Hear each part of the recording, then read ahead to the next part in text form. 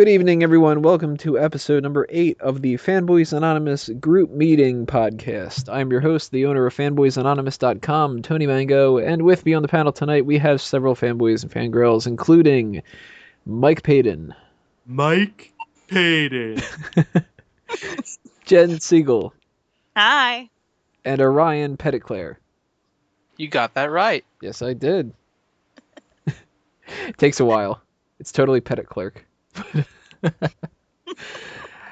This meeting's officially been called to order, and today we're going to talk about the upcoming 2014 San Diego Comic-Con, giving our thoughts about what has been announced already that we're excited about, and what we hope will end up happening at the convention.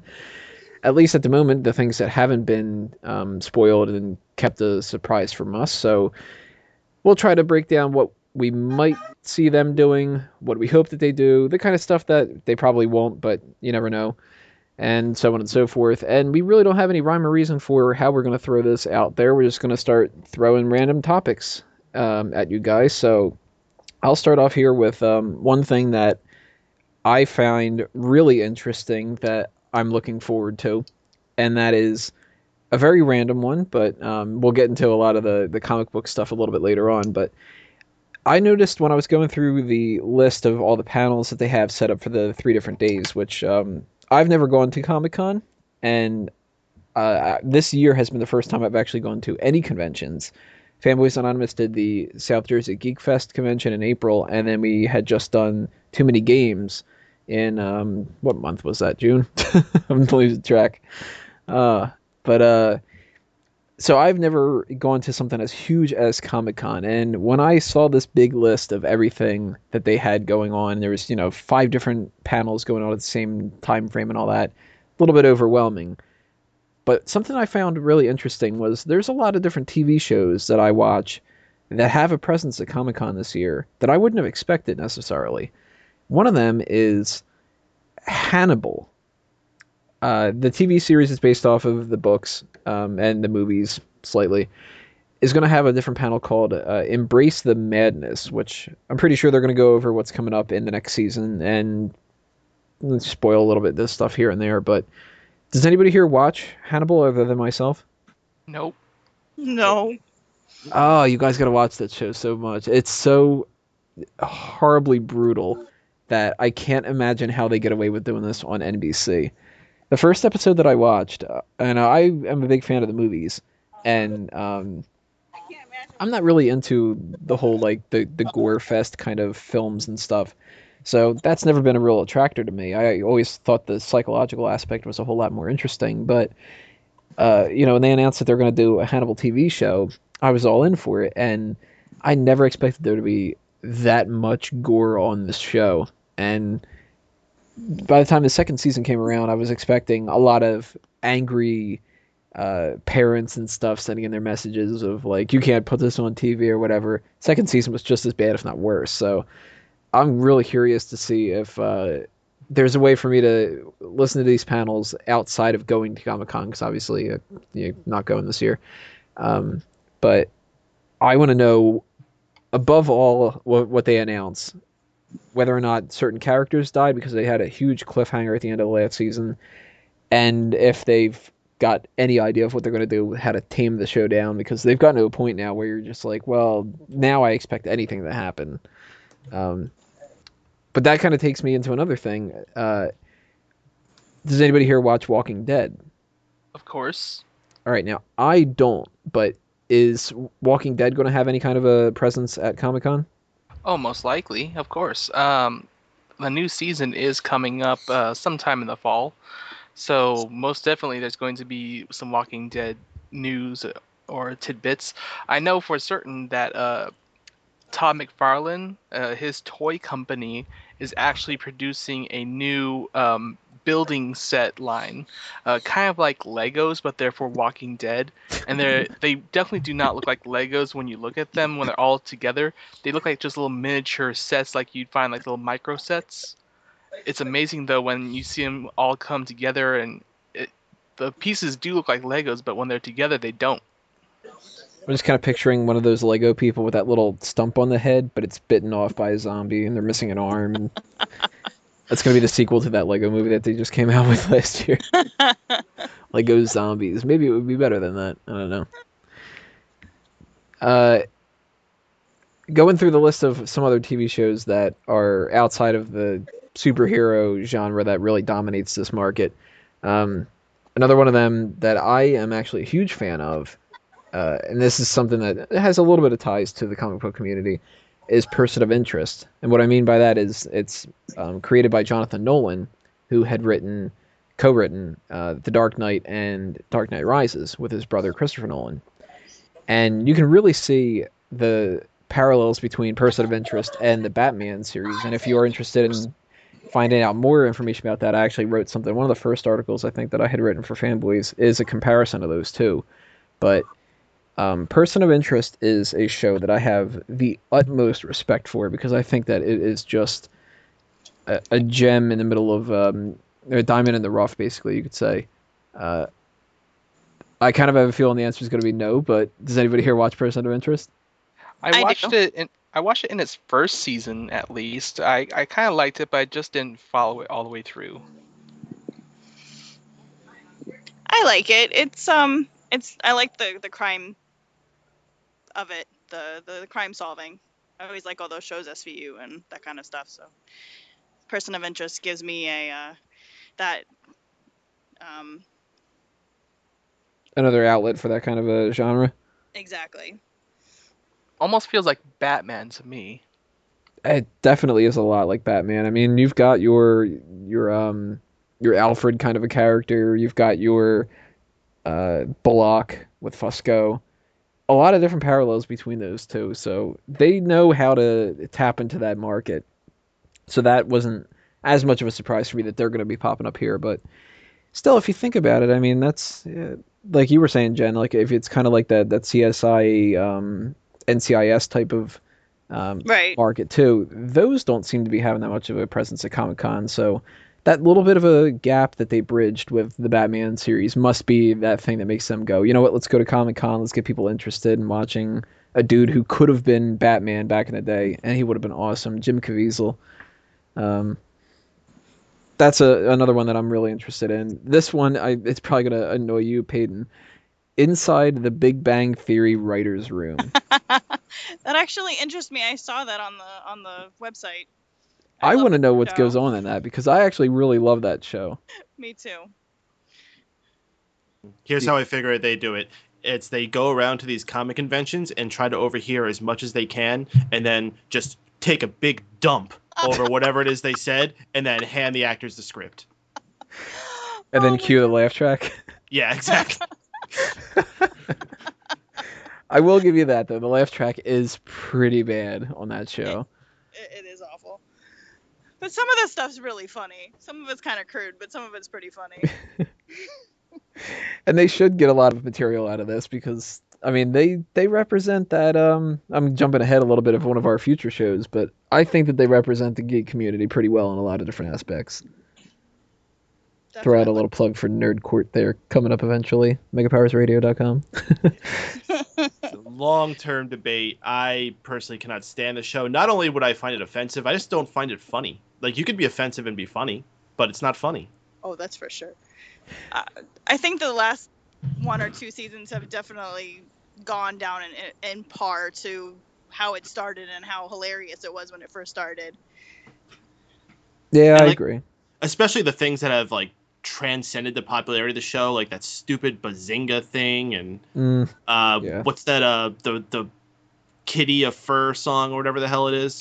Yes, that is awful, and they keep bringing it back, and it's just awful. Soft It Kitty. was funny like the first time, and that was about it. Yeah, a lot of those things that are the big criticisms of that show are the things that are annoying to even the fans of the show now. But unless you're, the people that are super, super into it and where they think Bazinga is the most hilarious thing in the world. So you're going to get those people at that panel that are going to go up and, I mean, it's always funny. We were joking about this after the Too Many Games convention that you see these people that come up and they ask a question to the panelists and it's like, oh, I really want to know anything that's going to happen in the next season. Can you tell me anything that happens? And it's like, what's their whole point being here? Or they're like, oh, I really think it's funny when Sheldon says Bazinga. That's it. So you know you're going to get those kind of people, but they tend to have a lot of fun when they're doing the panels too. I've actually listened to a lot of their panels. Some person just illegally uploads it to YouTube and I check it out. And they do like impressions of each other in the middle of it. They talk about different people that they'd like to have on the show that they can't necessarily get yet. Like they had talked before about wanting Leonard Nimoy. They eventually got him on, and Stanley and all that. So they do give you insight on the show. And if you are a fan of that, you're probably going to enjoy the Writers Room one. And if you're not, then stay away from it, Peyton. Well, there is another one though. Out of the list of the things that are TV shows that aren't necessarily comic book related that I had written down, and then we can kind of circle around again. But there's going to be a panel called Greendale Forever TV Guide Magazine's Tribute to Community, which, if you haven't followed the news yet, Community has been renewed for another season. Kind of. They were bought by Yahoo Screen, and they're going to be on that instead of NBC, which is really odd, but they are promising not only that they're going to have the same production quality and everything, but that they actually might end up having longer episodes, which is a huge positive because any network show knows you keep getting screwed over more and more when it comes to time. So Community's in a weird spot right now. They got a huge fan base that really supports them, and that's going to be cool to see what happens at that panel. Going around again, anybody watch Community here other than myself? I watched a few episodes. It's pretty good. Only a few, though? Yeah, only a few. It took me a little bit to get into it, I have to admit. The first, 3 episodes or so, I wasn't sure if I was really going to like it, and by the end of the first season, I was pretty much hooked. Same kind of thing happened with It's Always Sunny in Philadelphia, but I came much later into that. I think I started watching that season 3. So for the people that don't like Big Bang Theory, that's another TV show that you should check out. Might like, might not like. You never know. So that kind of goes for all the list of the non comic booky TV shows and stuff that I had on my list. Does anybody else have any that had been mentioned already, or anything that you guys thought was going to happen? It's not really comic booky, but more along the fairy tale lines. Did you see the panel about the Once Upon a Time? No, I haven't followed that show at all. Okay, well, I haven't really followed it all that much, but I have children, so it kind of brings it all together, where they're bringing Elsa onto the show from Frozen, and there's supposed to be this huge twist, so I'm interested to see how that goes. Already? They're going to bring a Frozen character in? Yeah, and the actress who plays Elsa, if you remember from the latter part of the series Fringe, Olivia's daughter, blonde-haired actress, she plays Elsa. Interesting. I really liked Fringe. I still haven't even seen Frozen yet, so It's okay, you can let it go. I get it. I see what you did there. That's actually the main reason why I haven't seen it yet, is because I can't stand that song. You just can't let it go.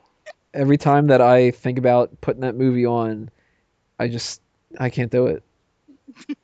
It was okay, but there's nothing to get excited over. My girls liked it a lot, but I'm thinking you probably won't like it that much.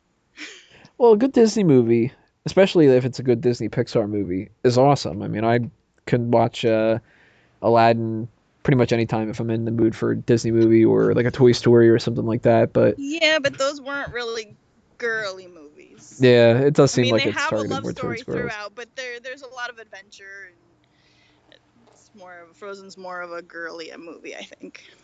Plus, I don't think I'm gonna like that snowman. Olaf. Actually, Olaf is probably one of the best better part parts of the entire movie. Yeah, exactly. One of the better parts of the film. We'll see. I'll definitely check it out eventually someday. But yeah, definitely, I'm also interested in what's happening next with Frozen. Not Frozen. with Once Upon a Time, Yeah. because I've been watching that series and I didn't expect to like it too much, but it's grown on me. I prefer a show based on fate, which is what Once Upon a Time is based on, but Fables is a lot more mature.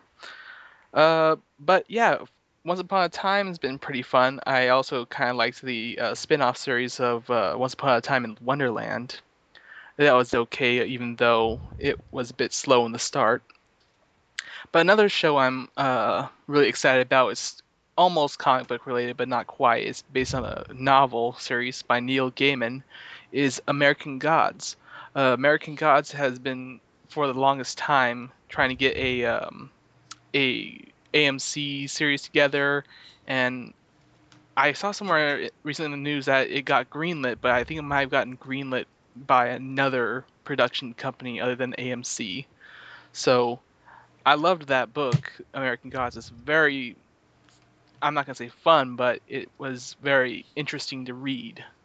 What The is American Gods about? I had never heard of that before. it's pretty much what the title is that it's kind of a war between the gods of the old world like Odin, Zeus, all that, versus the gods of the modern world, such as like the gods of credit cards or the gods of finance or anything like that, the god of the internet. So it's And basically like Ares against Donald Trump. yeah, basically. Um, but within the entire war, you have this character who gets caught up in the war, uh, who is somehow a part of the mythology of the old gods. And I mean, I can't tell you too much more without spoiling anything, but it's a very fun book to read. Um, and I'm looking forward to what they do on TV. All right, now Jen, your phone is about to die, right? Yeah. Thanks for having me on today, guys. I'll talk to you later. Oh, thanks for joining in, Jen. All right. Bye. Good night. All right, guys, we're gonna continue here. We have some other TV stuff going on still. Ryan, you were talking last about American Gods. What other ones are you interested in that has been Well, announced already? another one I am interested in is perhaps uh, the Marvel Netflix shows. Oh yes. Yes, the Marvel Netflix shows. Those ones are going to be probably the best part of the Marvel Cinematic Universe coming up, is because we're not just getting one movie every other year. We're now getting up to like I think they said something like 16 episodes or so per show or per season. So it's going to be like a movie expanded, and it's going to be within the Marvel Cinematic Universe. So we're going to see like references from the Avengers movies or from any of the other Marvel Cinematic films, and it's all going to there's like five different shows or four or five different shows right now. The first one coming up, which there's been a lot of news and pictures recently about, is the Daredevil show, which hopefully is going to be much better than the films or the one film. And then there's going to be Iron Fist, Luke Cage, and Jessica what's her? Jones, I think. Yeah, Jessica Jones, someone I don't even know. And then it's all gonna accumulate into the Defenders. All right, not the Defenders. It's the Defenders. I think it's the Defenders, yeah. I think it's the Defenders. Yeah, because I think Yeah, that somebody was saying, "Oh, maybe we'll get a crossover of Doctor Strange and the Hulk," and it's like, "Oh, come on, they're not going to do that." yeah. So it's going to be cool that we get an Avengers style team on the small screen. So that's going to be really cool, and hopefully they make mention of that in the films or at some point have a team up, but probably not. I'm Um, I'm definitely excited for those. I don't have Netflix, so I'll have to try to figure out another way to check it out. But Daredevil is a vastly underrated character, I think, and I actually think that the movie is okay if you watch the extended version of it. But they could do it so much better being under the Marvel umbrella. Luke Cage, meh, he's kind of a one-trick pony, I think. Jessica Jones, I really don't know a whole lot about. She's just kind of a random superhero that they've added, I and think never think really it given would have that been. substance to. I know that Jessica Jones is supposed to be Luke Cage's wife in the comics. Yeah. I think. I'm not sure.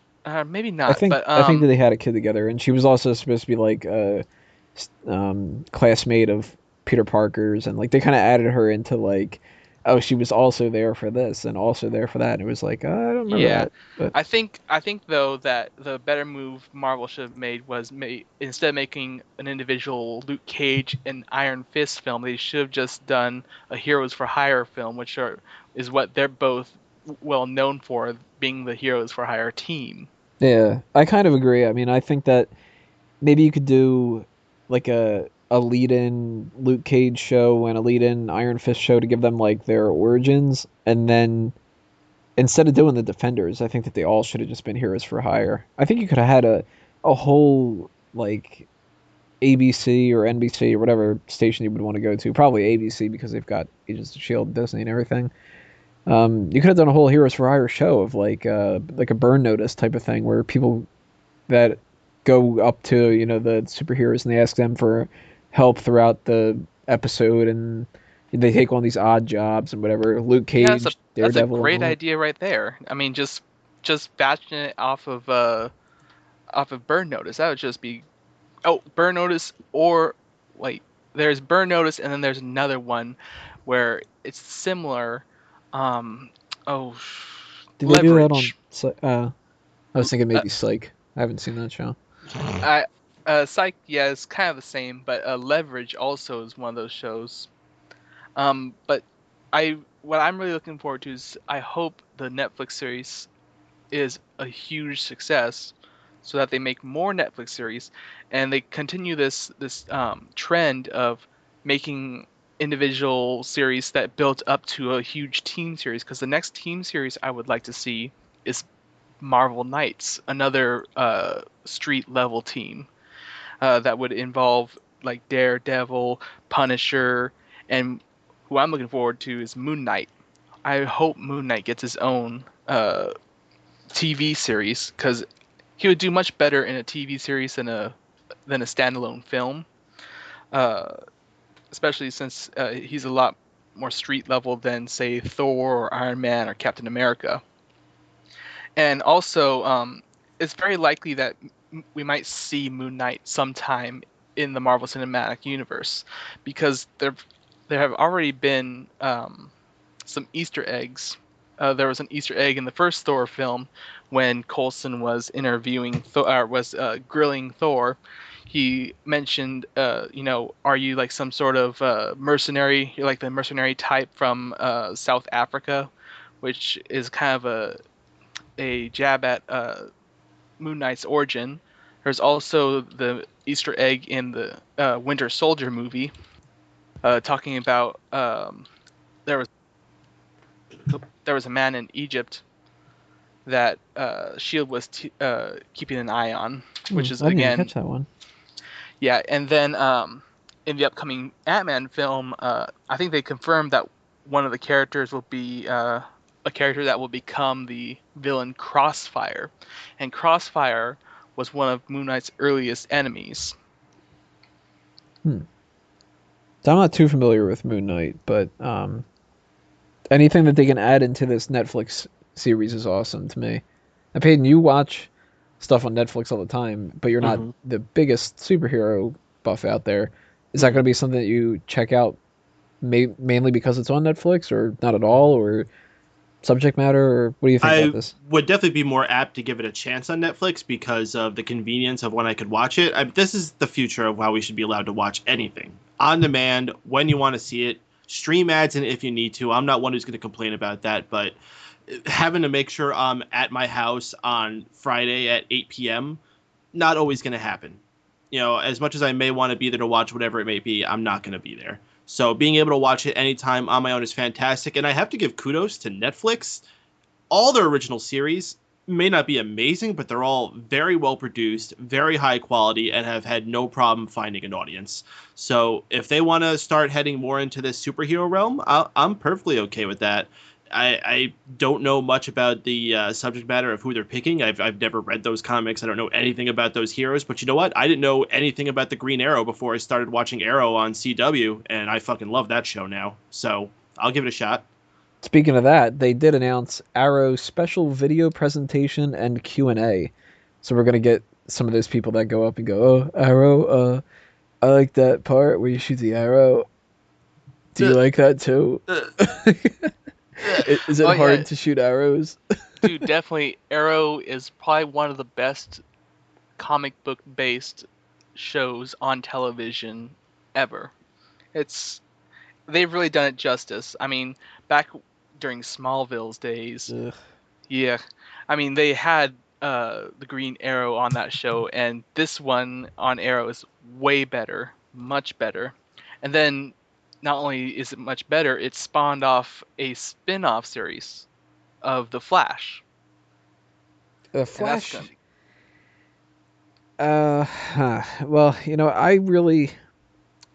I'm in a weird position when it comes to some of these characters because I love comic book characters. I love superheroes and everything, but it's tough for me to get into a couple of them, even if I do like them in like an ensemble thing. And Flash is one of them because I don't like Flash's rogues gallery. I don't like Flash's supporting characters and whatever. So when they announced that that was going to be a focal point of season 2 of Arrow, I was really into it. But at the same time, I was just like, you know what, Flash, Did you he's hear? Did you like, hear about the news today for Flash? That Prison Break actor Wentworth Miller is going to play his adversary, Captain Cold. yeah, it seems like it would be pretty interesting. But even that, like Captain Cold, it's always just one of those like stupid kind of old namey things that I can't get past. I can't wait till I see Captain Boomerang on that show. Oh, he's got to be on there definitely. But that's a show that I'm excited about, but I'm more anxious about than I'm excited because I got a feeling I'm not gonna like Flash as much as I like Arrow. Because Arrow is fucking awesome. Oh yeah, Arrow. It was slow in the start, but it built up real fast. I agree with that a lot, but Peyton, I think that you had said to me before you liked it from the very beginning. What's that specifically? Arrow, Arrow? like the Oh, first episode or so. first episode, the first scene. I mean, when they're showing the guy climbing up the mountain, I'm like, man, this is some awesome mountain climbing footage. Like I was hooked on that show from the very first second. And it took me about maybe three-quarters of the way through the first season before I was really able to give it a shot. Like, well, not give it a shot because I mean, obviously, I gave it a shot if I was just like watching every episode when it came out. But I'm not quite sure I'm ready to watch this entire season 10 episodes right, through. yeah, I think the problem was that you weren't familiar with the main character enough. He had to be introduced to you a number of times. well, at the very beginning of the episode. Yeah. God, that is one of the weirdest things. My name is Oliver Queen. And then season 2, my name is Oliver Queen.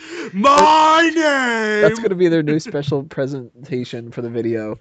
They're going to be like, all right, guys, we're going to show you this clip at the beginning that's going to happen on every episode of season 3. We're really amping it up this time, guys.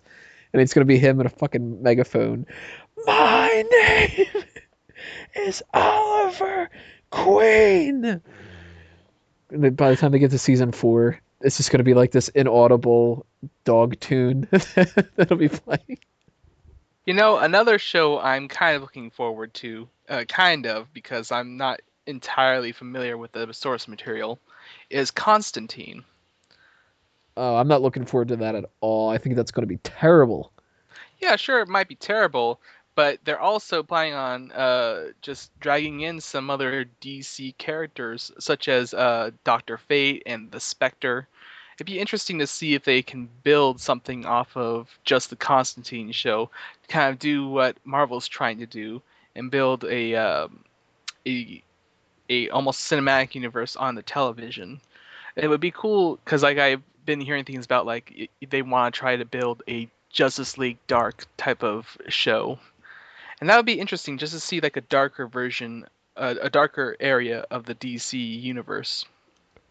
Now, have they said yet if Constantine's going to be the same continuity as Arrow and Flash? Because I know that they said that Gotham most likely I isn't.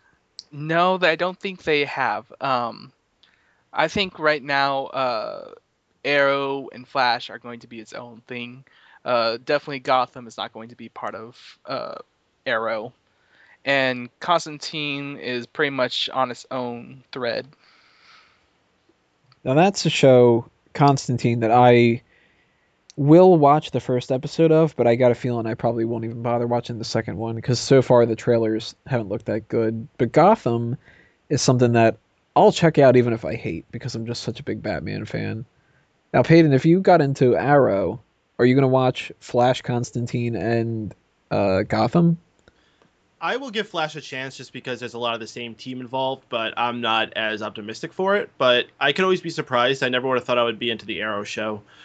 Constantine is an interesting one. I know absolutely nothing about it, but the only thing that's drawing me towards it is the pilot, and pretty much the main director they're going to have on board for the show is Neil Marshall, who Game of Thrones fans would know Neil Marshall very well because he is the man responsible for directing both the Battle of the Blackwater episode and the Battle at the Wall episode. So he is known for doing these excellent long time battle episodes. So if the first episode of Constantine has anywhere near the awesome action that they packed into those big episodes of Game of Thrones, I'm in. Just to watch that first episode, and then we'll take it from there.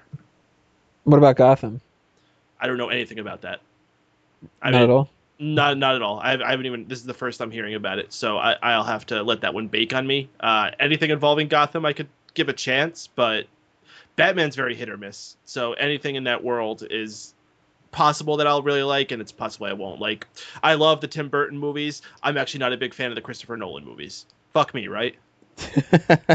No, I mean I like both the Christopher Nolan and the Tim Burton movies. I mean, of the Tim Burton movies, uh, Batman Returns was my favorite. Yeah, give, I would agree. give me Taz over anything else. Batman the animated series. Mm. Oh, Who's Tim? I The still man. have to watch that. I mean, I've seen a few episodes, but I really have never seen it in its entirety. That's so good. You got to watch that, and then you got to watch the Superman animated series, and then both incarnations of the Justice League because they're all the same I, continuity, and I Batman watched Beyond. I watched I watched Batman Beyond and then both Justice League movies. Just the movies, I mean not the movies. I the mean series. the series. I liked both series. I especially loved Batman Beyond. Batman Beyond remains my favorite DC anything. Well, they are going to have a lot of Batman and a lot of DC stuff going on for Comic Con this year. Speaking of the shows that we just mentioned, they announced earlier today, I think it was, that Flash and Arrow are going to be having a 2 hour crossover event during this season. Ooh. So that's going to be a cool way for them to mix those two characters up. And they're going to throw Felicity Smoke in at least one episode of Flash. I think they had said maybe like two or three or something. That's going to be interesting because when Wally was introduced, is it Wally? I think it's Wally. That's When he Barry. was Barry, when Barry was introduced in the Arrow series, uh, Felicity kind of had a crush on him, but since he got his coma, she's kind of been like waning off of him. And then spoiler alert, at the end of the last season of Arrow, a thing started developing between Felicity and Oliver. So that's going to be interesting if she gets thrown into the mix in the crossover episode. Who's she going to choose? They also announced that two different other people. You mentioned the Captain Cold announcement before, but two people that might be popping up when it comes to news or footage or anything else with Flash and Arrow are Brandon Routh is going to be playing the Atom on Arrow, which Oh I did yeah, not get that casting whatsoever, but yeah, that's that's kind of weird. And Firestorm is going to be part of the Flash, so that's really interesting. That's making me feel a little bit anxious about some stuff too, but it's also something cool to look forward to. And they Also, earlier today they also announced that Tommy is going to be back for flashbacks for season 3, which is awesome because to me Tommy was the best character in season 1. I don't know about you guys, but Tommy and his father kind of feel like Green Goblin characters to me. They feel like the Osborn family. Like there's gonna be this never-ending thing of, oh, they get killed and then they come back and they're just a menace to Green Arrow. I'd be down for that. I like them both. What about you, Peyton? I don't know nothing about this. You never saw the Spider-Man movies? Nope. Really? Nope. Do you know about the Green Goblin? I know who the Green Goblin is. Basically, like, would you like to see Tommy and Malcolm be like recurring people in the Arrow show? Are they normally crossover people? I mean, aren't those Spider-Man villains? No, it's just the idea of like the goblins in the Spider-Man series are like they constantly pop up and stuff. Like, would you want to see that happen with those kind of characters for Arrow? Are you kind of like over the Archers, move on to other villains and stuff, or do you want to see more Tommy popping up here and there, more Malcolm, that kind of stuff? You mean like, do I want to see like Slade Wilson keep coming back for like 4 seasons? No, I have no interest in that. No, like, do you want to keep the Merlins every once in a while? They pop up, or do you want them to just go away? No, the Merlins can be finished. I think Whatever. that we're gonna I have get no interest in that arc that they're building with Thea and the one guy, the father. Screw Malcolm. that. Yeah, no interest. I actually think that's going to be the best subplot of season 3. I think another thing that I'm really hoping for, kind of almost skipping over to the Justice League movie, is that for a long time, the actor who plays Oliver Queen in Arrow, he's been lobbying to play the Green Arrow in the Justice League movie, and I would be interested to see if they plan on crossing over the Arrow series with the Justice League. Actually, Jeff Johns earlier today said no. No! He officially was just like, we're not mixing those up. We're trying to do That sucks. all the Flash and Green Arrow stuff together, and we got a lot of that going on. I don't want to see it. I don't want to see it. And he's like, we've got Wonder Woman might end up being a TV show too, because they are obsessed with the idea of a Wonder Woman TV show, even though that doesn't seem like it's useful. But he was like, you're not seeing Batman and Superman mix up with Green Arrow, and we're not bringing them into the movies. So I'm actually in support of that. I don't think that the Flash that they have is strong enough to be in the movies. So I mean, yeah, the Flash is not strong enough, but at least if not cross over the television series with the movie, at least have the actor as the Green Arrow. I don't think it needs to be canon. I don't think it would make any sense for it to be canon, but to have the same actor, you could definitely do that. I think go for a completely different actor, keep it to where you don't confuse people, because a lot of other people could play Ollie too. Charlie Hunnam, Yeah, like Matt Damon. Matt Damon. I still say if he was younger, he could have been a good, really good Barry, but or Robin. Either or, he could have been. So we're kind of in the mix of all this superhero talk. So let's kind of move on to another superhero thing. This is a quick one that I want to just throw out there. Marvel's going to be doing a panel of Cup of Joe, which is Joe Quesada. I forget his official title at Marvel. It's something he's like Chief Creative Officer or something. Yeah, he's like no longer like the head honcho, but he's still like up there. I think that's the title they gave him, Chief Creative Officer, where he's just like one of the main overseers of a lot of the different projects and stuff. But he's going to be doing a panel, and Joe Quesada is pretty interesting to listen to. So I definitely am hoping that I can check that out. But it's tough for me to get into the comics, mostly for scheduling conflicts, and you got to read 100 different versions of each comic for you to keep in track and everything. But there are 2 other things that they've announced. These are from DC that I picked up that I think are interesting. They're going to do...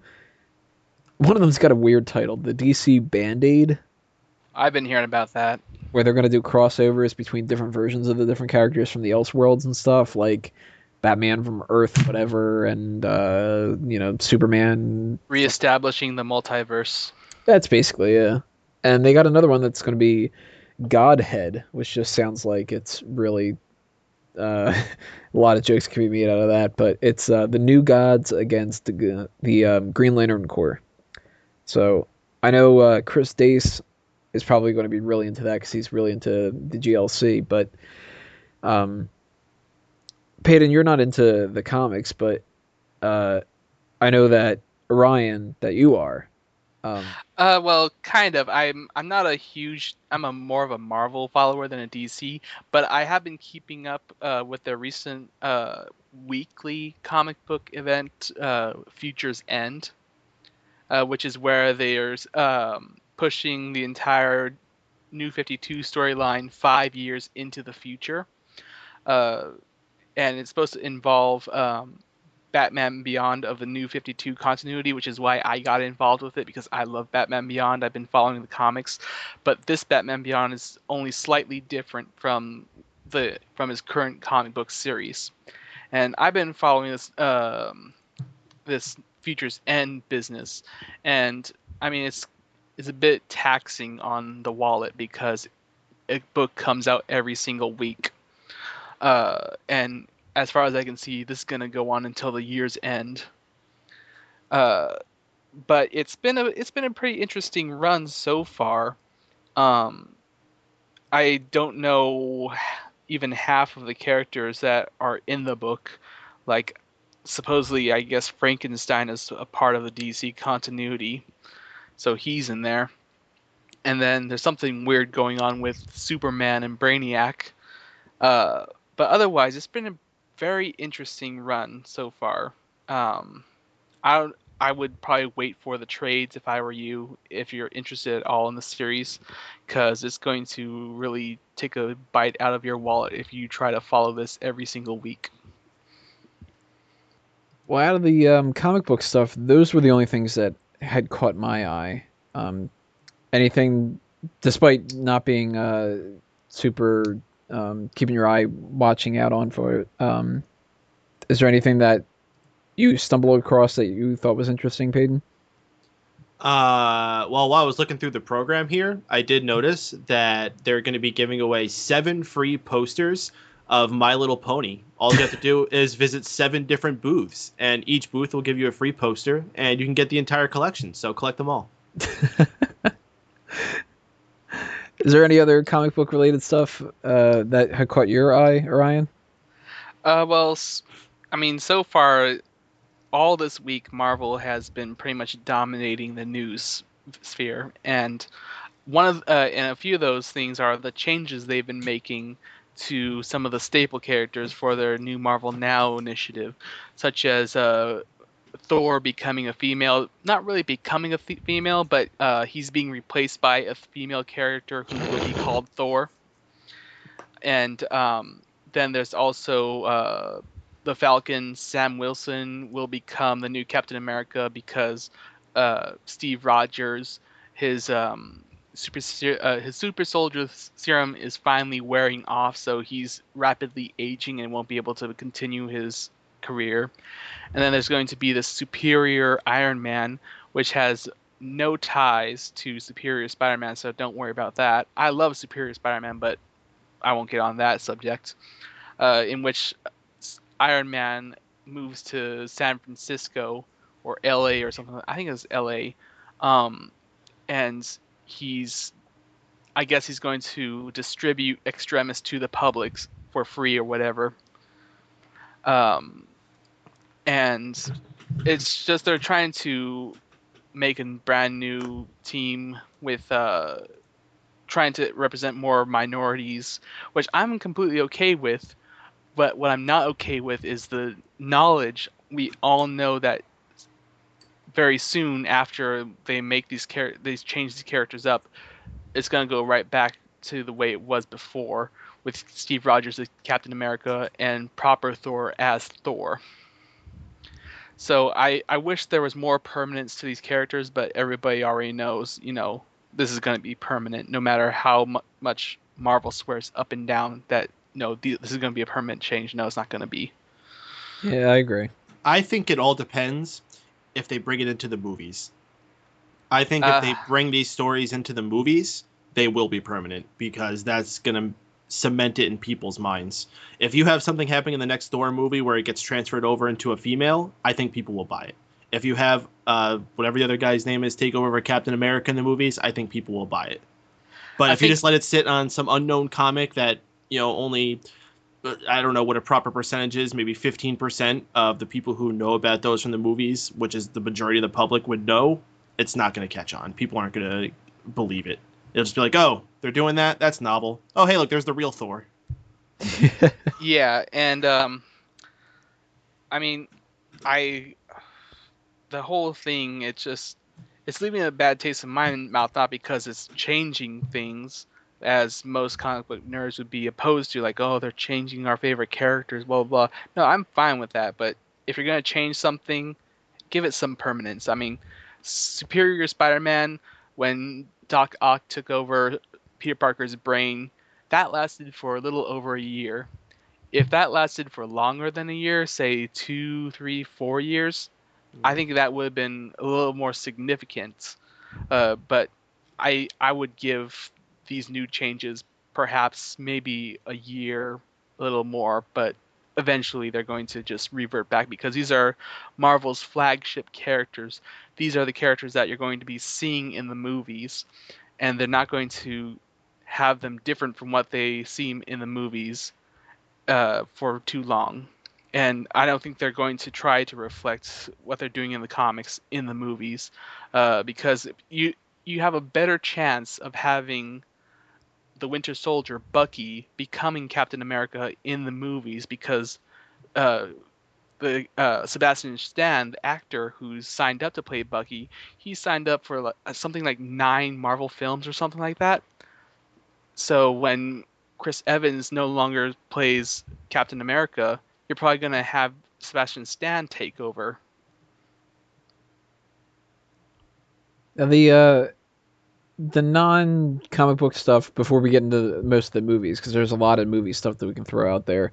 Um, just to give ourselves a little bit of a break and move on to some other topics before we come back to it. I came across a couple other little things that were interesting to me. One of them, I know that you'll have something to say about this, Peyton. Mattel and WWE over the top action. There's going to be two things with WWE this time around, and that's the whole thing about their action figures, and there's also going to be some kind of a WWE Studios thing with Leprechaun Origins and See No Evil 2. So the people that don't follow the wrestling stuff that we do, to give you a little bit of a backstory, myself and Mike Payton and a bunch of some other people that are a part of Fanboys Anonymous, we do wrestling coverage as well. My website, smarkoutmoment.com, and we do things like a podcast on there. We do the Monday Night Raw post show on Mega Powers Radio. So we're into WWE and everything, but you could tell me that there's the Mattel and WWE panel, and you can tell me that there's also this other thing that's some random shit about transgender characters. I probably would want to go see the thing about the transgender characters more than the WWE one, which is really a shame. But speaking as a WWE fan, what do you think about this stuff? Leprechaun, See No Evil, the action figures, and all that other kind of stuff WWE is going to have a presence for. Well, let me just throw this out there. I don't remember if it was the San Diego Comic-Con panel exactly, but they have made a history of making those panels something special. I believe it was 2 years ago where CM Punk had just walked out of the company after the Money in the Bank pay-per-view, and he hadn't yet returned, but he crashed the panel at the Comic-Con, just walked in with a megaphone and just created a ruckus, which was pretty awesome. And I believe it was the year before that was while they were debuting their new line with Mattel, they had the Macho Man Randy Savage pop on for a short video, which is the only time he's appeared with any kind of like WWE thing since the 90s. So that was awesome. As far as what to expect this year, I wouldn't be too excited about toys. I've been looking at some of their new things they've been making, so I'm hoping they have a few surprises planned. The movies they have coming out, I give them a chance. See No Evil, the first one was okay. That stars Kane for you wrestling fans or outside wrestling fans who at least know who he is. The one I'm actually more interested in is the Leprechaun Origins, because when I heard them making that and they were going to be using Hornswoggle, their resident midget, well, now they have 2 midgets, but their longer-term midget, I thought it fit. I mean, his original gimmick was that he was a leprechaun, so of course he's going to be the leprechaun. But you're gonna have a hard time replacing the what the fuck is the first guy's name? I should know this too. Willow Wasn't Warwick Davis, was it? was Warwick Davis. Uh, Yeah, the guy who played Willow. Hello. You have a hard time replacing him. He's just a fantastic actor who continues to do small parts to this day. I see what you did there. I'll give it a shot. I'm not going to go to the theaters to see it or anything, but it's a red box movie. Any thoughts on the WWE side of stuff, Ryan? I don't follow wrestling. So this is a total pass. Yeah. It's a pass for me, even though I do. They're also going to do something with NASA. I forget, I didn't write down exactly what it was, but I think it's going to be like a Q&A with Buzz Aldrin or something like that, which is kind of interesting because, I mean, obviously there's a spillover when it comes to science fiction and actual science, and that'd be pretty interesting to see if he's got any cool stories. If it was him, and I'm not 100% sure, so maybe it isn't, but I'm pretty sure that it was. He also did an Ask Me Anything on Reddit, which was actually pretty funny because he was talking about like stupid stuff that went wrong in space, and I forget the one thing that he had said. He was like, "I never told anybody this because I could get in trouble for it or whatever," and it was like, "Oh, now you told everybody on Reddit." So they're gonna be doing that. They're gonna be doing a thing called Teaching Through Comics, which is about how you can use comic books to kind of bridge that gap between kids and get them to start reading more. And um, that's something that just interests me because I have a teaching degree, so it's another thing that it appeals to. There's also going to be a thing on psychology of cult TV shows. Uh, so for the people that are interested in psychology and everything, that's another thing to look out for. Lots of stuff with Batman. They're going to do something for every decade, it seems, now that it's the 75th anniversary. Definitely something about Batman 66. Not my thing, but, Batman in the 70s, Batman 80s. 65 was better. Batman's 0 to 65. Uh, and one other thing that I thought was just like, wait, what? I had to read this wrong. But it's kind of cool that they're giving a little spotlight to something so obscure. This guy does Star Wars origami, and he's got his own panel showing people how to do that. I would just want to see what that looks like, how he makes like a little Yoda and stuff. Um, Other than that, though, there's not a whole lot of odd, obscure, non-like movies, TV show kind of stuff out there that I am interested in. Oh, there's actually one more. Uh, the panel was called "Your Opinion Sucks: Rotten Tomatoes Critics versus Fans."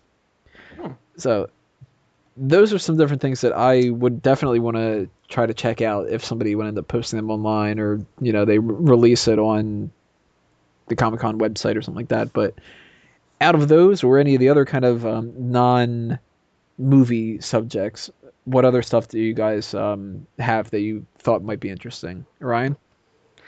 Well, only one other thing. Is that a month ago or so, here in San Jose, California, we had our big WoW which is kind of supposed to be the replacement for WonderCon since it moved down to Anaheim. Uh, so this is supposed to be our new big local comic book movie blah blah blah convention.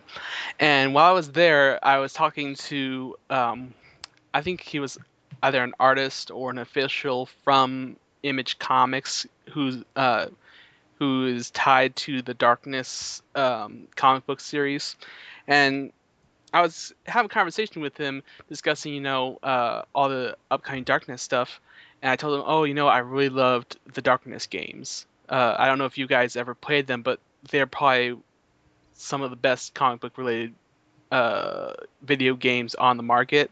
There's Darkness and Darkness 2, which Darkness 2 pretty much blew the first one out of the water, but they're both really good for their story.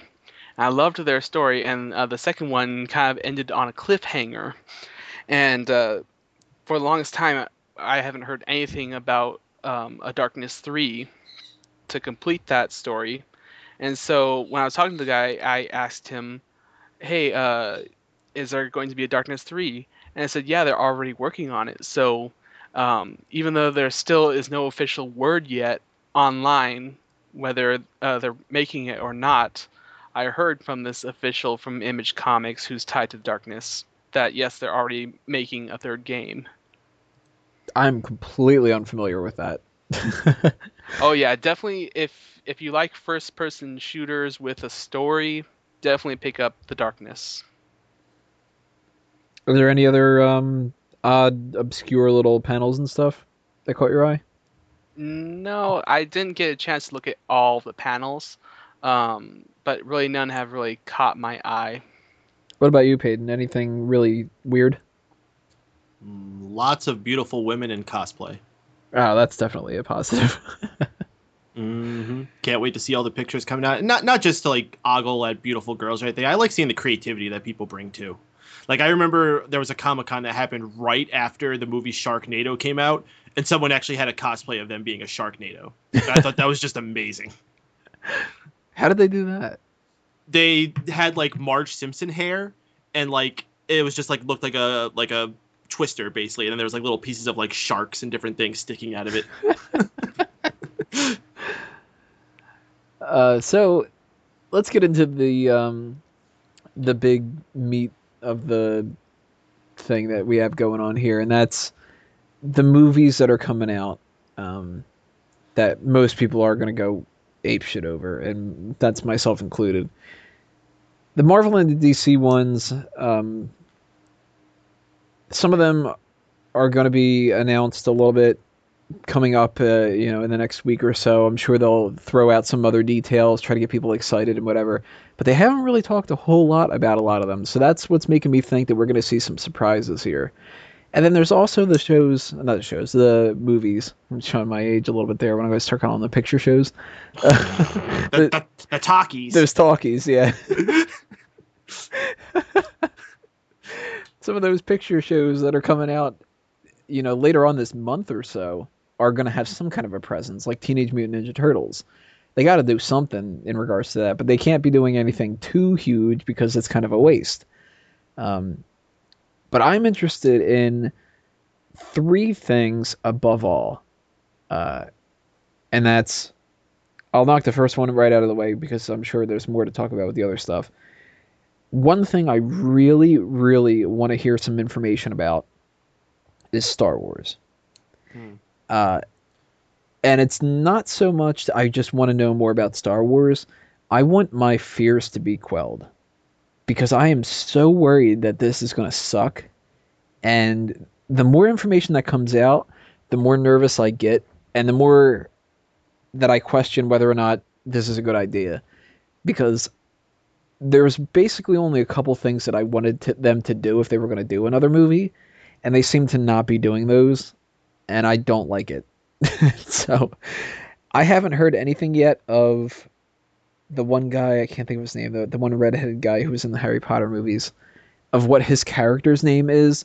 But the number one thing that I'm looking out for is I want them desperately to announce that he is Ben Skywalker. I don't care if they say if he is uh, a Jedi or a Sith. I don't care if he is a certain age in it. That's all details that can come later on. If I have one thing out of this whole entire Comic Con that I would feel like resolved with, it would be that. If they just said, this dude is going to be Luke's kid named Ben, okay, it's a good Comic Con.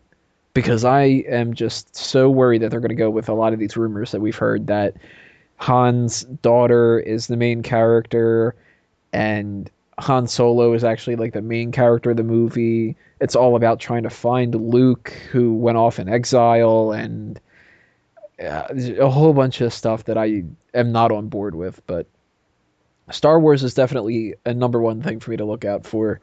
What do you guys think about Star Wars? Is there anything that they have announced that you guys think is interesting? Anything that they haven't announced that you really hope that they do? Well, for me, with Star Wars, the bar is set pretty low in my standards. I mean, I I admit I enjoyed some of the prequel films. Number one, not so much, but two and three, I enjoyed those. I'm quite easy to please. Um, of course, I don't care a bit about anything like any of the animated projects, those can just bite the dust for me. But with Star Wars Episode 7, um, it's really a blank slate for me because I've read one or two of the the extended universe books, and I have a sort of an understanding of Luke and not Luke Han and Leia's kids.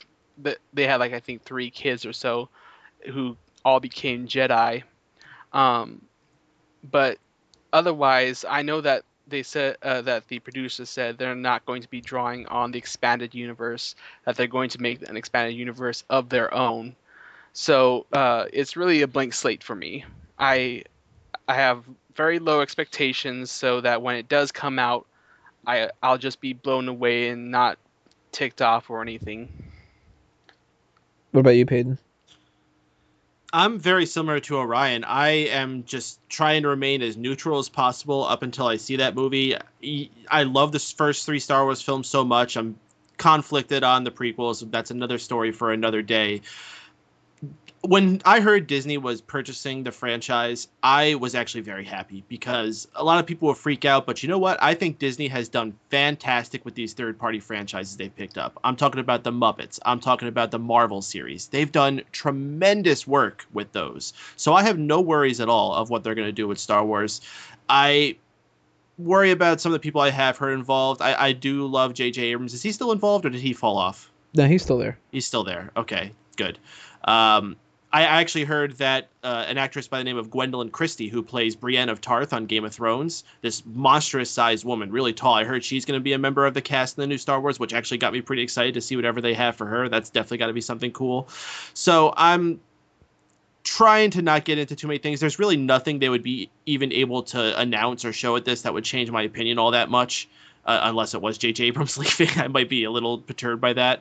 But anything short of a trailer of any kind, and I have to be honest with you, I haven't done this in a while, but I think I might just try to completely avoid any trailers or anything until I see that movie and have all my opinions happen only when that movie starts up in theaters. You know what? I am going to try to do something similar. Trailers I will watch because that's kind of intended to be watched, but I'm not going to look at anything spoiler related other than, the news that we have to post on fanboys and stuff. But the only other thing with Star Wars that I could maybe see them doing, other than announcing some of the character names, is the title.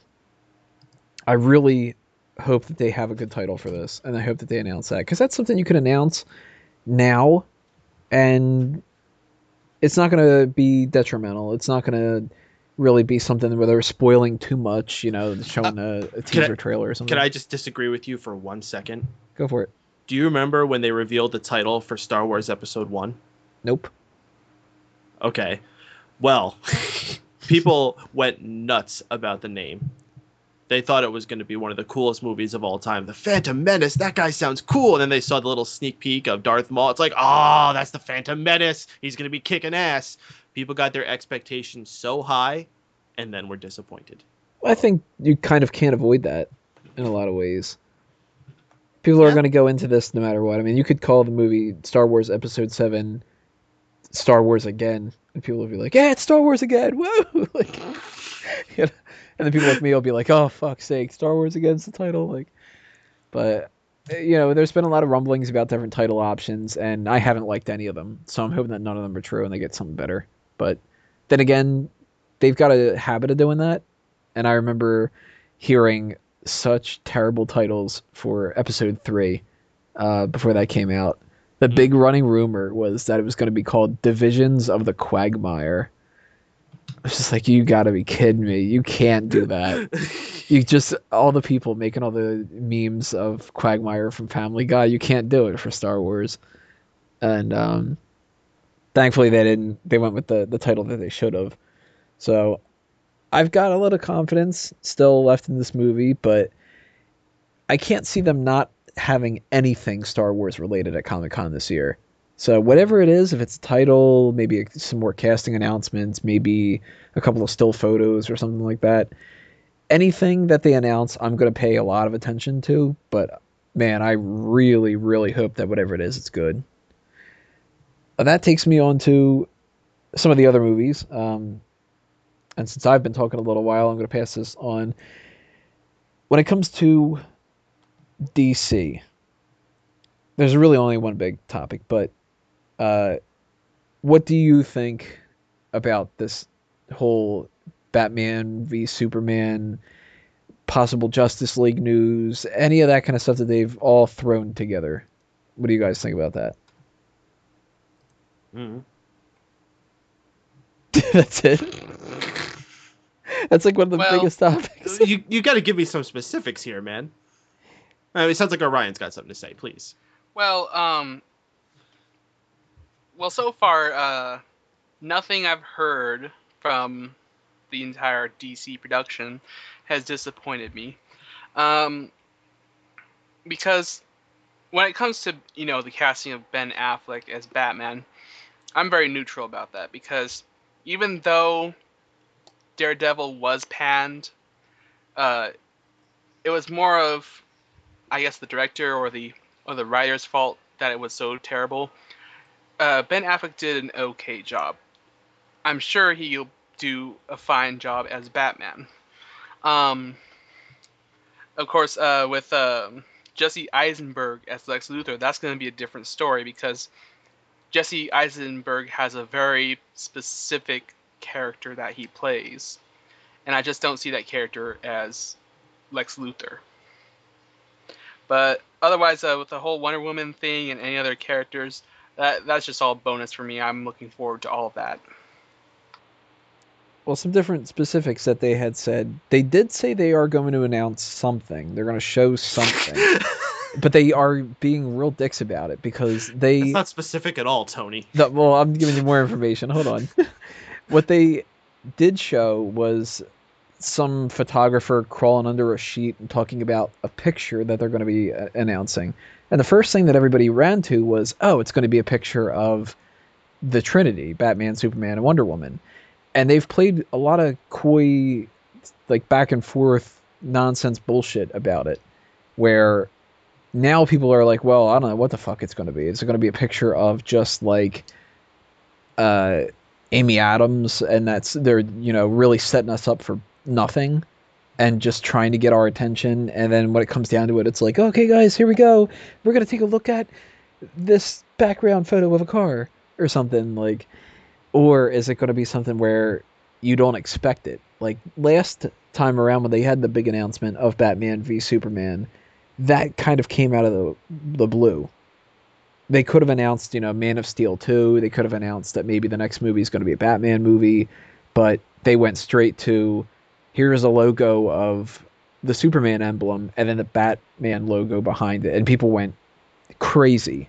Myself too. I actually rewatched that video the other day of the reaction from Comic Con when they announced that, and I had goosebumps, and I'm like, I'm so pathetic. Like, but so they could either go one way or another. They could either do something really crazy, and they're trying to be, uh, trying to make it a whole big surprise, or they could be setting the fans up for a huge disappointment here, and that's something that I'm interested in. I am hoping that we have some kind of footage, maybe an announcement that like Metallo or somebody is another villain in the movie or something. But if they are going to announce anything like that, what would you kind of hope that they would announce?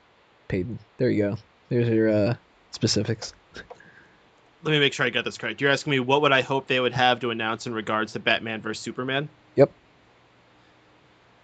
New Batman. You don't like Ben Affleck? I like Ben Affleck. I cannot buy him as Batman. I think he's going to be great. I'll give him a chance. I'm not just gonna avoid the movie because of it. But if they came out and announced that it was gonna be someone a little rougher, I'd be cool with that.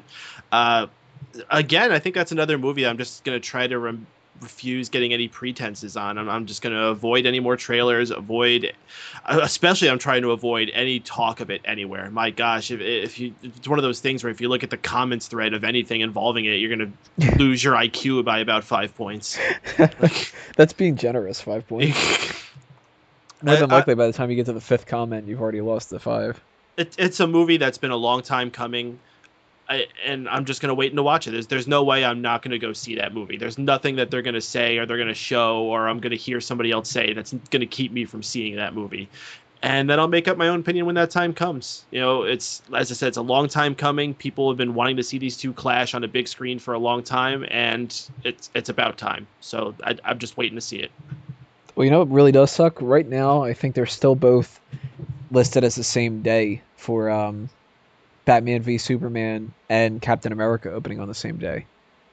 If they do that, fuck.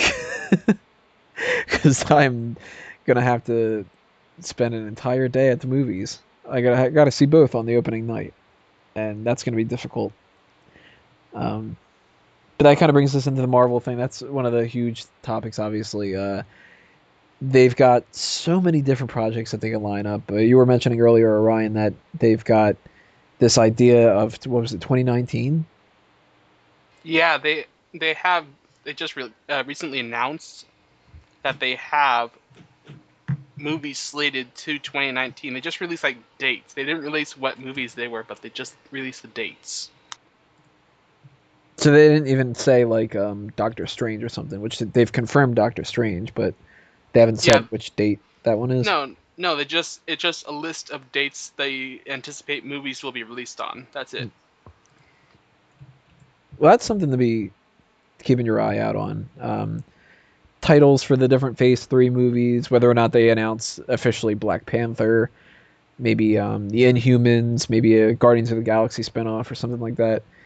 What are you hoping when it comes to the new Phase 3 films, if they announce anything? What do you think they might do? Who? Orion. Oh, well, again, like earlier, I was talking about how I wanted a Moon Knight series more than a movie. Well, if they do decide to do a Moon Knight movie, of course I want that.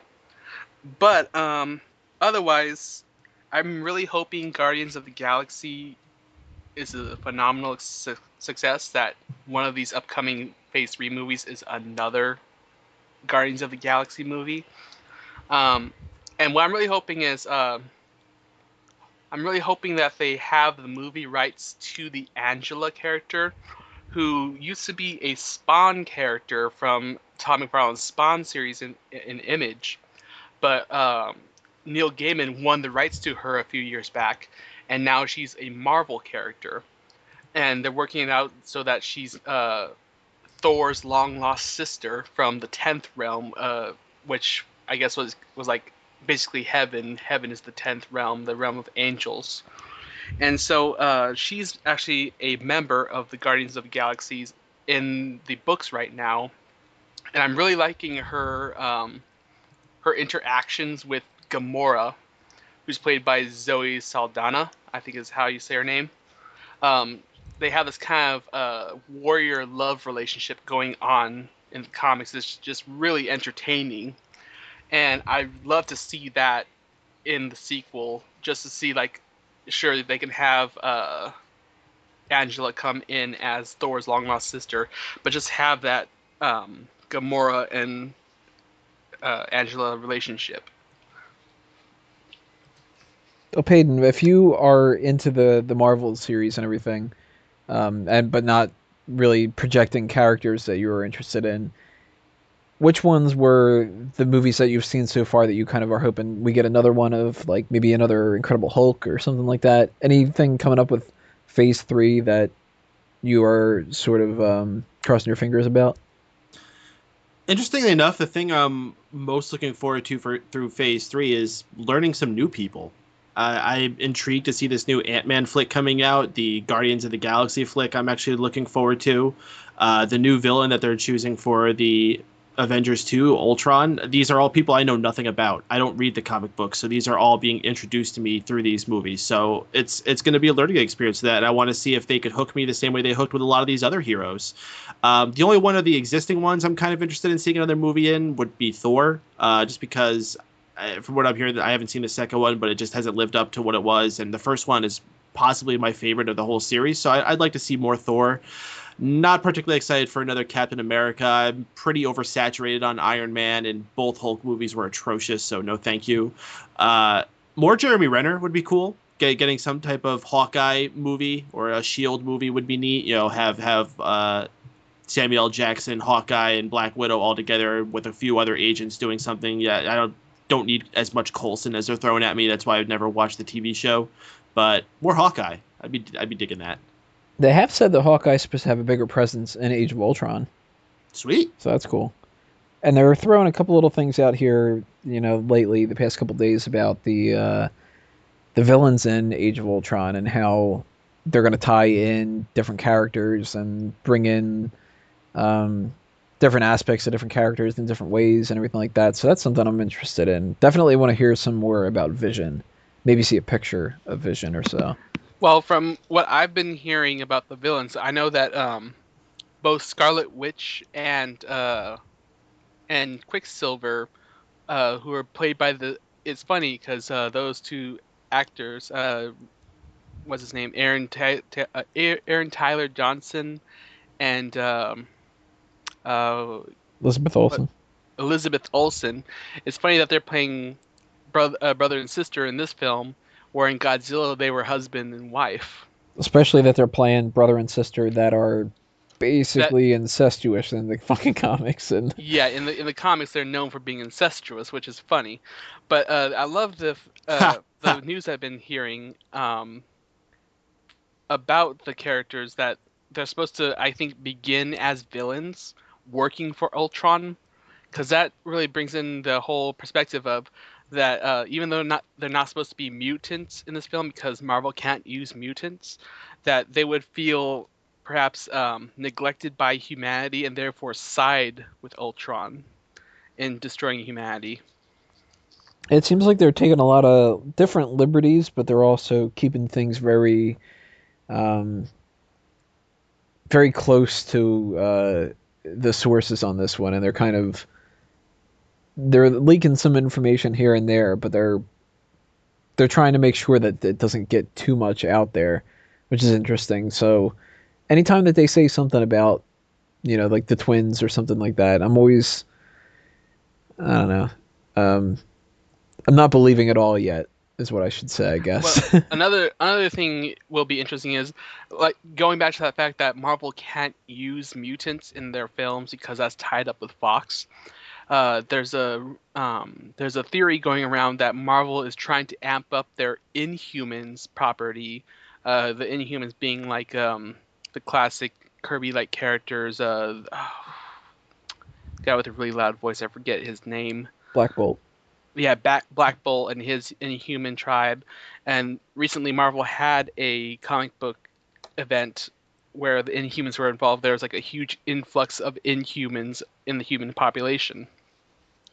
And so I think what Marvel's going to try to do is they're going to try to replace their mutants in the movies with Inhumans, and that Quicksilver and Scarlet Witch are going to be Inhumans, and maybe launch off this entire new avenue in the Marvel Cinematic Universe. Like, oh, we're going to build maybe Doctor Strange is an Inhuman, but probably most likely not.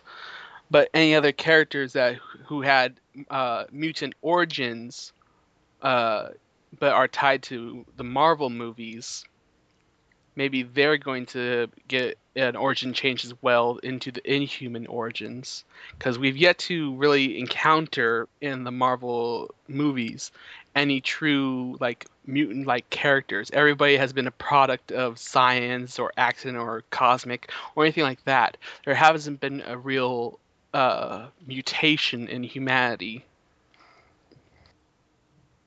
That's definitely something to see if they announce for Phase 3, because they could definitely do some kind of a spin-off with the Inhumans, and they even planned on doing that before, and then they gave that spot to Guardians of the Galaxy. So you never really know. Um, and that's something that hopefully the end of Comic Con we've got some more information about that. That kind of actually knocks out pretty much everything that I had written down, that I was hoping for or that they had already announced that I was interested in. Um, is there anything else that we haven't talked about that you wanted to mention, Peyton? No, I'm. You guys are much more knowledgeable about this stuff than I am. I'm just trying to keep up. What about you, Ryan? Anything else? Oh yeah, of course I have a bunch of stuff, but one of the forefront things that is really in turmoil right now is the Amazing Spider-Man franchise from Sony. That's really in turmoil because recently Roberto Orci or Orci left the franchise. He was supposed to be like one of the big brains of the franchise who was going to take it through the next few movies, but he left it to I think do like the Power Rangers movie or some other movies. I think he's And doing the Star Trek. yeah, he's also doing Star Trek, and then just today, Robert Kurtzman, who's one of the writers for the Amazing Spider-Man franchise, revealed only like a little tidbit of what's going on with the franchise, and it's really sounding like Sony is dropping the ball because I loved I love this new reboot series of the Amazing Spider-Man. I love it so far. I know it's not the most popular among the fans. That there are a lot of people who pine for the old days with Sam Raimi and Tobey Maguire and all that. I could care less about those days. Um, but this new series is starting to sound like it's in trouble because there's a lot of uncertainty of their plans for the series. Like they don't know quite yet where Amazing Spider-Man 3 will fit in because they have the Sinister Six and Venom movies that they have to deal with too. And they don't know if they're going to do Amazing Spider-Man 3 before or after those movies or where they're going to organize this movie in. And of course, that really messes up their release schedule because I distinctly remember reading somewhere a year or two back that Sony had planned on after Amazing Spider-Man 2 releasing a new Spider-Man movie every single year. And of course, come 2015, there's going to be no Spider-Man movie. So that's a little upsetting because that really pushes things back, especially for me because everybody knows I'm a Venom fan, and the fact that they already announced a solid Venom movie that's going to be happening, I'm like, I want that to happen right now. But right now, it's sounding kind of like what happened to the previous Venom movie in the Raimi series. They were always teasing, oh, we're going to do a Venom movie, and then the series ended. They put the axe on it, and it's like, oh, that was really disappointing, and it's feeling kind of like deja vu right now, in Hmm. that sense, because right now Sony has no idea what they're doing with the Amazing Spider-Man movie series. Uh, and they're too stubborn to let go of the rights and give it back to Marvel. And I think that would be the best thing for the Spider-Man franchise overall is just to give it back to Marvel because they could do wonders to it. I think Sony has run its course with its Spider-Man films, and it really needs to give it back to Marvel. Another thing, another thing is again, I'm going to go back to the darkness. For a long time, uh, there have been rumors of a darkness movie in production, and I think last year at Comic-Con they announced that yeah, they're going to do a darkness movie, that it's in production, but we still haven't heard much from that since last year. So I'm hoping to hear this year from Comic-Con some more news on that production. Also, back to the DC universe, uh, another title that they're definitely going to be producing that kind of branches off of or kind of is a splinter from the Justice League thing is that they're doing several movies like one of them is The Sandman, based on Neil Gaiman's Sandman series, which I absolutely love. It's a fantastic series, and for the longest time, the Sandman series has been in that kind of limbo. Like, are they going to do a film about it? Are they going to do a television series like American Gods for it? But they said, yes, we're going to do a film for it. We're definitely doing a film, and Joseph Gordon-Levitt is tied to, I think, direct the film, and there's also rumors that he might even star as the main character, the Sandman, Orpheus or Morpheus, however you want to say it.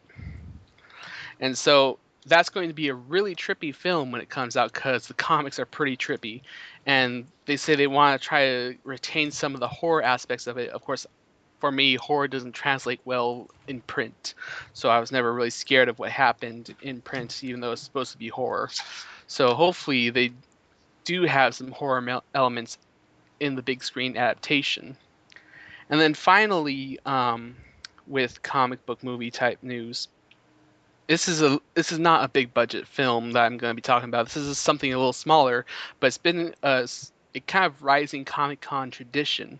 I don't know if anybody recognizes the name Adi Shankar, but he's a film producer. And back in 2012, he kind of started this little tradition where, if anybody remembers, the Dirty Laundry Punisher fan film short. Do you remember any of that? That was with Thomas Jane, right?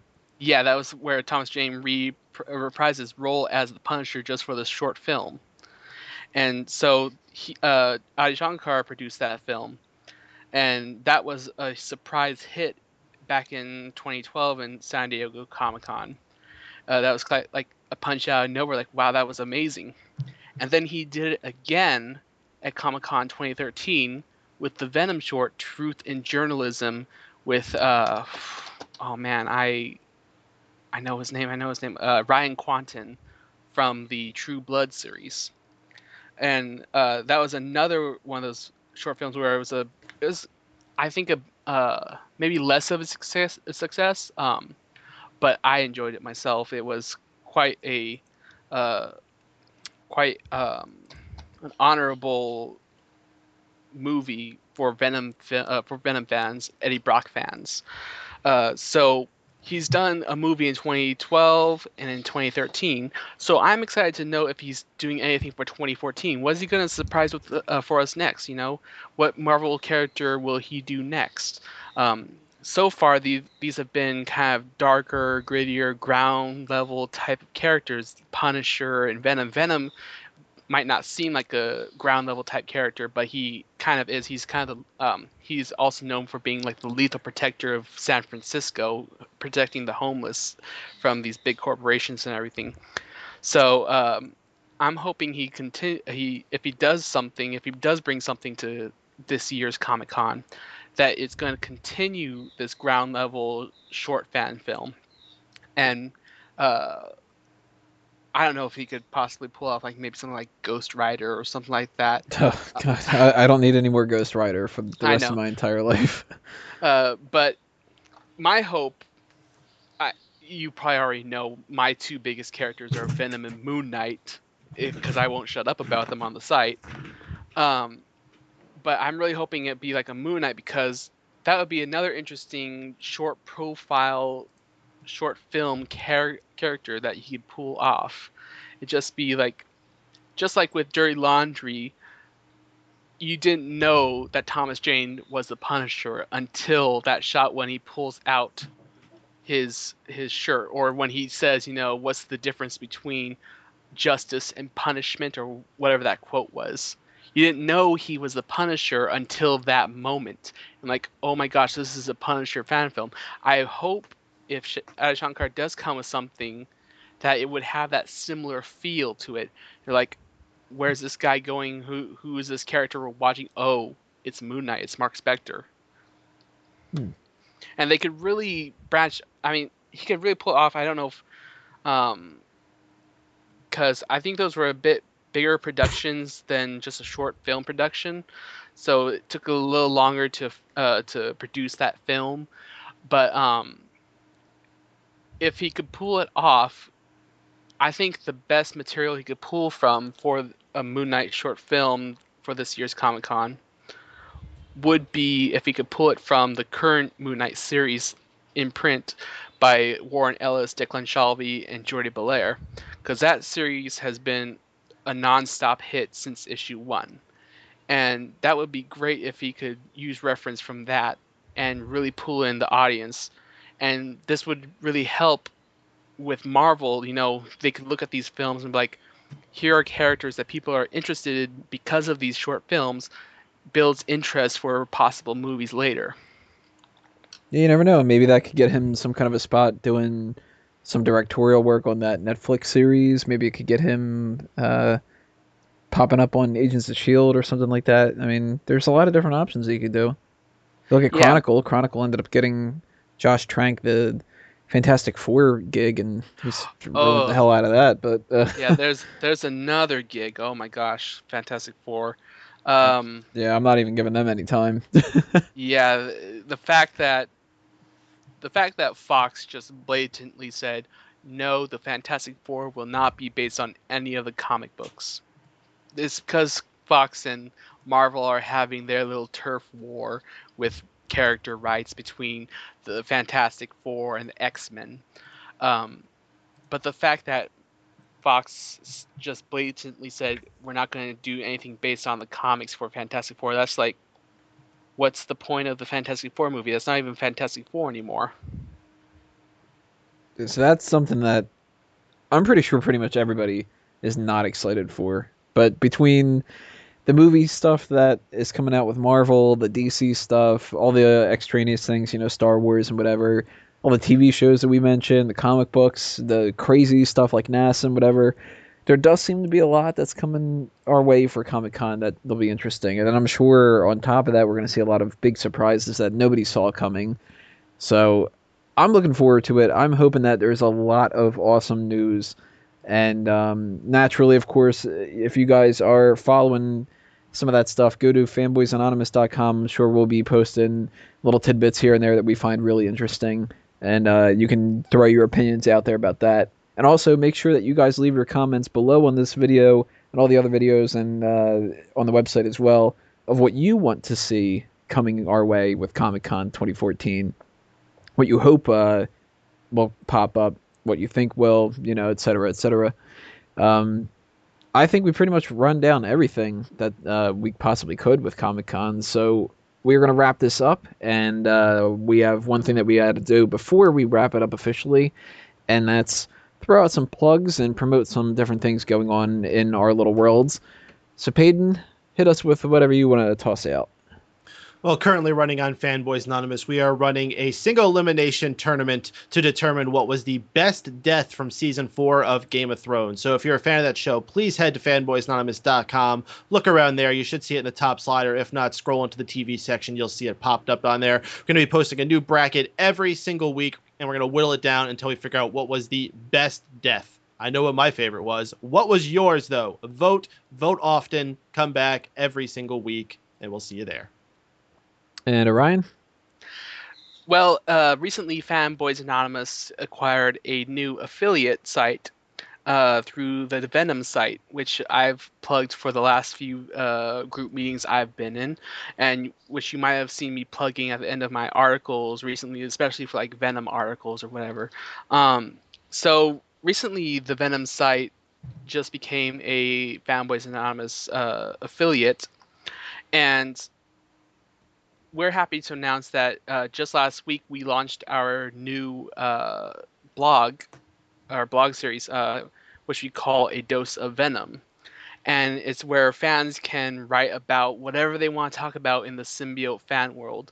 You can write reviews. You can write, like I'm currently, my first post I posted on there because right now I'm the only contributor. We're trying to get some more contributors on the pipeline. I'm both lead editor and contributor of the blog. But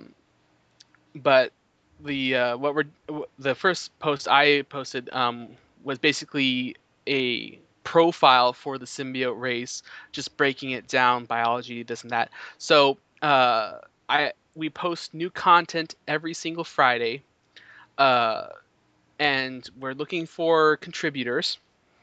If you're interested in writing for A Dose of Venom with the Venom sites, just email us with admin@thevenomsite.com.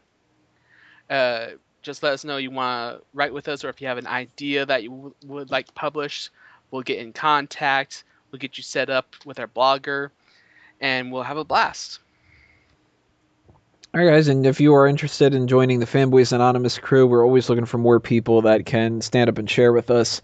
Whether you want to be a writer, an editor, one of the podcast people, you've got some geeky topics that you want to talk about. I'm sure there's a way that you can find a part to be on the website. So go to that contact form of fanboysanonymous.com, and you will be able to pass on your information. I'll pass on more information to you.